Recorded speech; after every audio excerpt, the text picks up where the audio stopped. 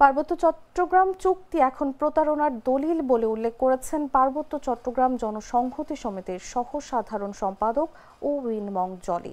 মঙ্গলবার সকালে বান্দরবান সদরের বাজার মাঠে পার্বত্য চট্টগ্রাম চুক্তির ২৮ বছর পূর্তি উপলক্ষে আয়োজিত সমাবেশে একথা বলেন তিনি।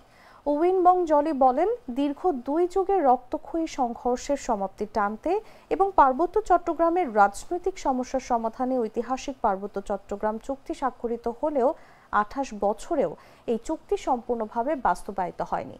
ফলে পার্বত্য চট্টগ্রাম চুক্তি আজ প্রতারণার দলিলে পরিণত হয়েছে। চুক্তির মূল ধারাগুলো বাস্তবায়িত না হওয়ায় পাহাড়ি জনগোষ্ঠীর আস্থা ক্ষুণ্ণ হয়েছে। তিনি আরো বলেন, অস্ত্র জমা দিলেও প্রশিক্ষণ জমা দেওয়া হয়নি, কারণ গণতান্ত্রিক আন্দোলনের পথ রুদ্ধ হলে অনিয়মতান্ত্রিক আন্দোলনের জন্ম হয়।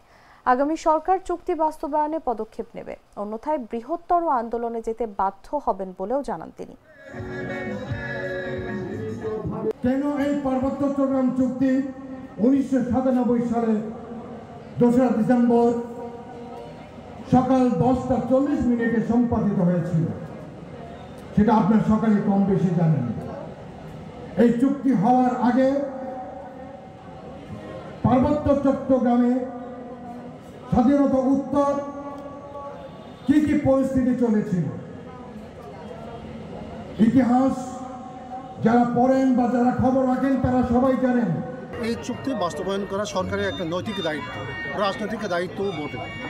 তারা যে মূলেই হোক, যে সরকারি অতীতে চুক্তি করেছে যাদের সাথে, এটা কোনো রাজনৈতিক দলের সাথে না, এটা সরকার, বাংলাদেশ সরকারের সাথে চুক্তি করা হয়েছে। সুতরাং যে সরকারি ক্ষমতায় আসুক ভবিষ্যতে, তাদের উচিত হবে যে এই চুক্তি যথাযথভাবে বাস্তবায়ন করা।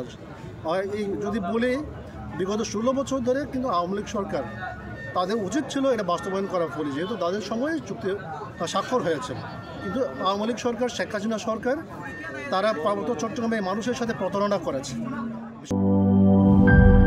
নায়াসিনামাইড ও স্যালিসাইলিক সমৃদ্ধ লিলি ফেস ওয়াশ, যা ফেসের ডেড স্কিন সেল দূর করে দেয় দ্বিগুণ ফাস্টার ব্রাইটেনিং।